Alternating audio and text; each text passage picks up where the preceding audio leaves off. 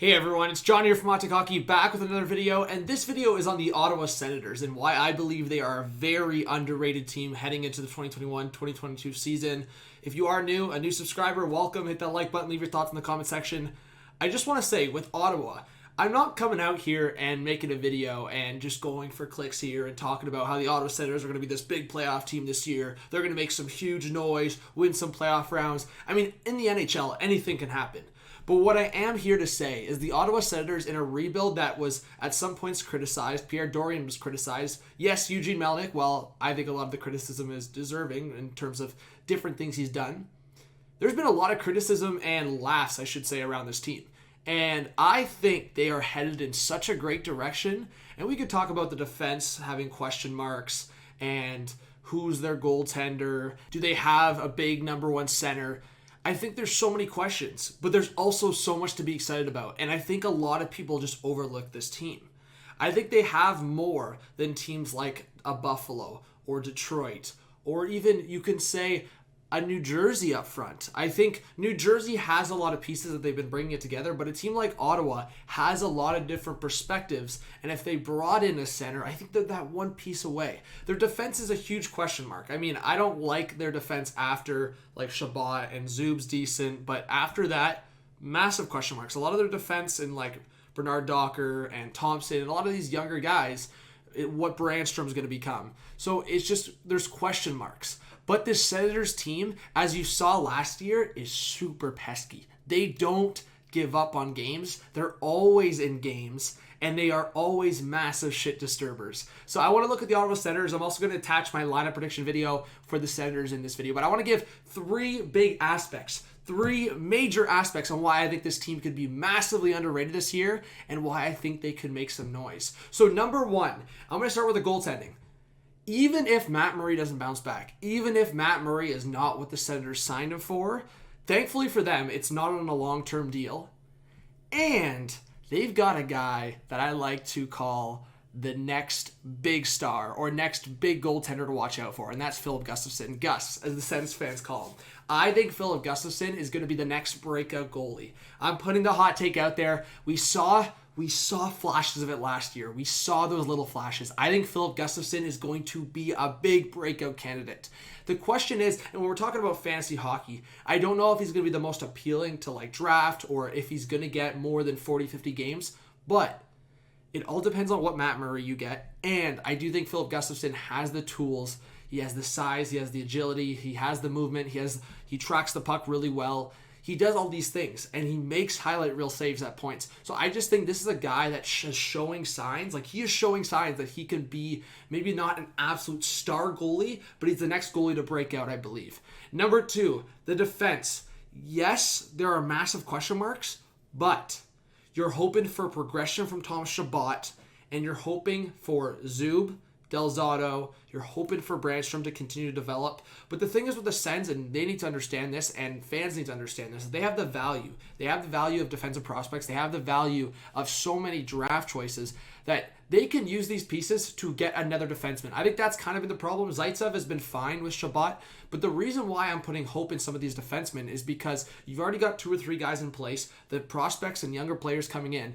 You just need that one piece. I mean, I said one piece as the center. I think there's obviously 2 pieces. I mean, one more guy in that top 4 in terms of defense, and then that centerman. Because if you look at Josh Norris and you look at Shane Pinto, if you can get one more guy in that center core, because I don't trust Colin White up the middle right now, maybe he turns it around and maybe he becomes a solid right winger for that team, but he could also be a trade candidate. So I believe you have to get that one more defenseman in the top 4 at least, and you have to get that centerman. And I think the Ottawa Senators could go somewhere. You look at the forward group, and this kind of brings it to number 3 here. They have 3 different type of stars or 3 different type of really good players that are coming into the picture here. Brady Tkachuk, shit disturber, throws the body around, gets in around in the net. Stützle, so smart, such a good playmaker, such good hand-eye. And then you have Shane Pinto, the speed, the presence. You know he can be a really good top 6 center in this league. So you have 3 different... Pinto, I think, is below those 2 for sure. But there's 3 different styles and 3 different aspects of those 3 players. I just think before I get into the lineup and talk a little bit more of the Sens here, I just want to make the point of saying, don't overlook these Senators. As I said, do I think they could be a playoff team? Maybe not. But in terms of being ahead of certain teams or spoiling teams later in the year, or as I said, if they make that one big move or make one move to really progress the now, I think they should be patient and potentially get a top 5 or top 10 draft choice. But what I am saying is stop calling the Sens, especially going forward, because this might be the last year you could confidently call the Sens a non-playoff team. Because I think after this year, and I made the hot take that in this season, like I made this last year, this season they could be a playoff team. But when I look at that Atlantic Division, it's really tough. And I'm not sure the Sens have every single piece, but don't be surprised if they do.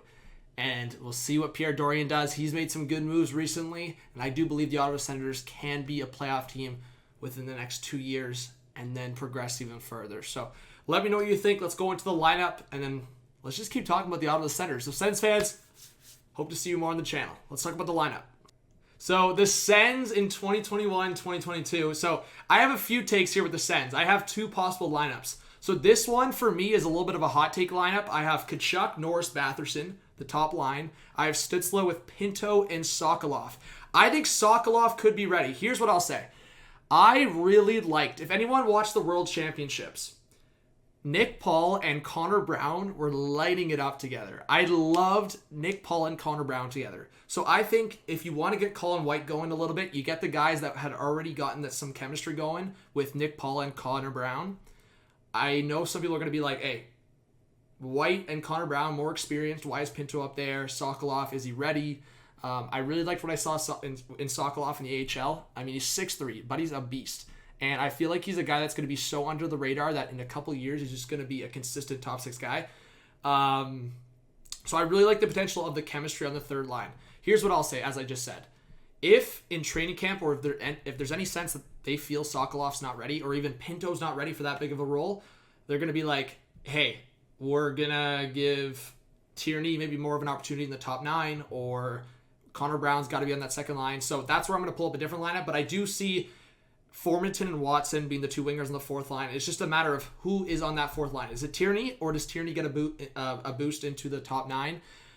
I'm pretty solidified with the defense. I think Shabbat, Zaitsev is your top pair. I think Delzato and Zub is your second pair. I could see a scenario where it's like Zub with like Brandstrom or Mete, and then you have like kind of just a solid pair in Delzato and Holden. But I think Brandstrom and Mete, kind of what I've seen from the Sens mindset, I think they're going to be battling for that 7th spot. Josh Brown, hey, there's some major hate for Josh Brown, but we'll see where he's at.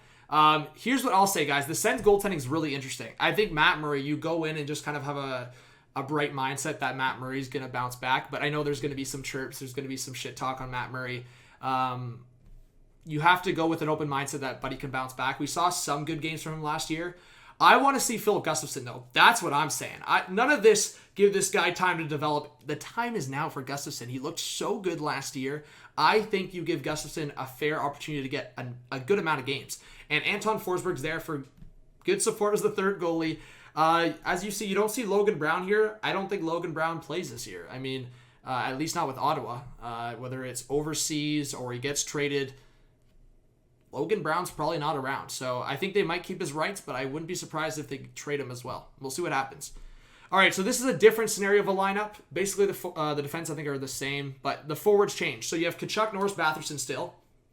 Then you have Stützle with Pinto and Connor Brown. So what I was kind of saying. Then you have Nick Paul, Tierney, and White as the third line. And then your fourth line is Formenton with like Kelly or Logan Shaw as your center.